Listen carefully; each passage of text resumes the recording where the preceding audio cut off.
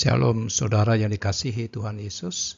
Pada hari ini saya ingin membahas tentang pasukan maut dilepas, kiamat mengerikan segera datang.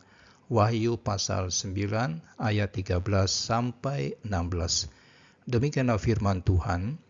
Lalu malaikat yang keenam meniup sangkakalanya, dan aku mendengar suatu suara keluar dari keempat tanduk mezbah emas yang di hadapan Allah, dan berkata kepada malaikat yang keenam yang memegang sangkakala itu, lepaskanlah keempat malaikat yang terikat dekat sungai besar Efrat itu.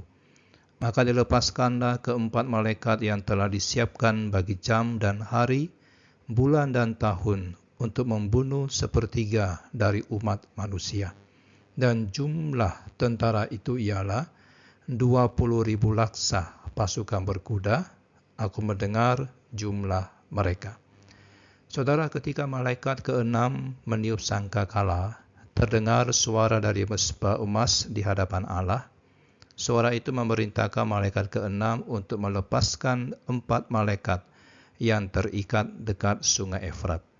4 malaikat ini adalah malaikat jahat yang hingga saat itu ditahan oleh Allah untuk melaksanakan penghukuman.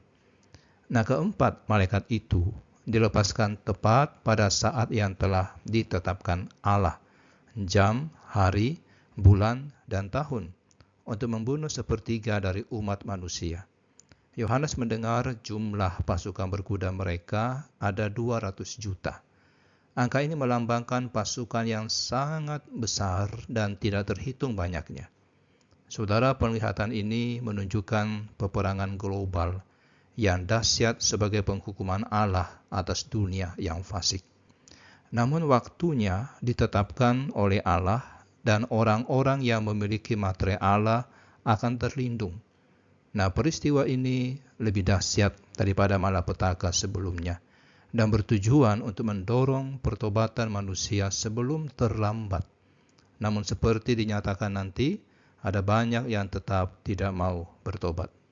Wahyu pasal 9 ayat 13 sampai 16 ini mengingatkan kita bahwa Allah itu berdaulat atas segala yang terjadi di dunia ini, termasuk peperangan dan malapetaka.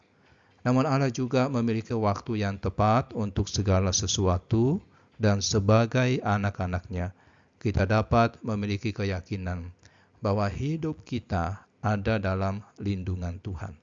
Meskipun dunia ini semakin sulit dan gelap, kita tahu bahwa Allah menggenggam masa depan kita. Kedaulatannya mendorong kita untuk tetap setia dan terus memberitakan Injil selagi masih ada kesempatan. Mari kita berdoa. Bapa yang berdaulat, kami bersyukur bahwa hidup kami ada di tangan-Mu. Meskipun dunia semakin gelap, kami percaya bahwa Engkau memegang masa depan kami. Berilah kami keteguhan untuk setia kepada-Mu dan tetap memberitakan Injil-Mu kepada mereka yang belum mengenal Tuhan. Pakailah kami menjadi berkat selama masih ada waktu. Di dalam nama Tuhan Yesus kami berdoa. Amin.